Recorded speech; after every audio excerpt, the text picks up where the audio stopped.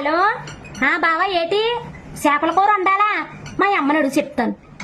వేడి నీళ్ళు కాసి నీ వీపు రుద్దాలా మా అమ్మని అడుగు చెప్తాను. నేను అసలుకే మా అమ్మ కుట్టిని, మా అమ్మ అంటే నాకు లవ్వు. మా అమ్మ చెప్తేనే చేస్తాను, మా అమ్మ చెప్పకపోతే నేను ఏ పని చేయను. బావా కొడుకులో గుడుగుడు గుడుగుడు అంటుంది, దొడ్డుకు వస్తుంది. మా అమ్మని అడిగి మా అమ్మ వెళ్ళమంటేనే నేను దొడ్డుకి వెళ్తాను.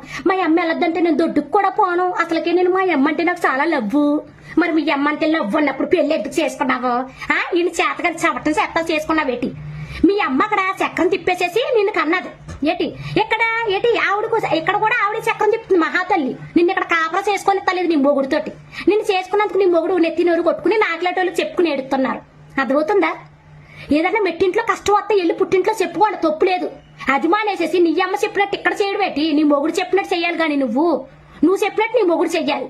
అది మానేసి వాళ్ళు చెప్పినట్టు ఇక్కడ చేస్తావా? ఏ సంసారాన్ని అంతా పట్టుకుని రోడ్డు మీద పెడతావా? నీ మొగుడు నీ పుట్టింట్లోకి వచ్చి ఏటి చేతగాని చవట్లాగా ఇలాగా తలదించుకుని ఉండాలా? ఏదో తప్పు నేరం చేసినట్టు. సిగ్గు శరం అనేది ఉండాలి. మనం ఏం చేస్తున్నామో కొంచెం అన్న ఆలోచించుకోవాలి, బుర్ర పెట్టుకుని. అర్థమైందా? మన సంసారం మనమే చేసుకోవాలి. మన మొగుడు చెప్పినట్టు మనం వినాలి, మనం చెప్పినట్టు మొగుడేనాలి. వాళ్ళు ఎవరో చెప్పి ఇక్కడ చేపెత్తబెట్టి ఈ భాగవతం చేపెట్టి దానికి పెళ్లిళ్ళు ఎందుకు చేయడు? వాళ్ళ దగ్గరే పెట్టుకోక అని అడగాలనిపిస్తుంది. కానీ నేను అడగను. నాకు ఎందుకు ఇలాంటి గొడవలో, నన్ను ఇలాంటి గొడవలో లాక్కండి, నేనే సమాధానం చెప్పను అంతే.